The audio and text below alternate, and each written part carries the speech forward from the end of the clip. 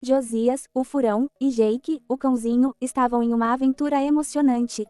Corre, Jake! O vulcão está entrando em erupção, gritou Josias, pulando de pedra em pedra. Temos que chegar à nave antes que tudo exploda.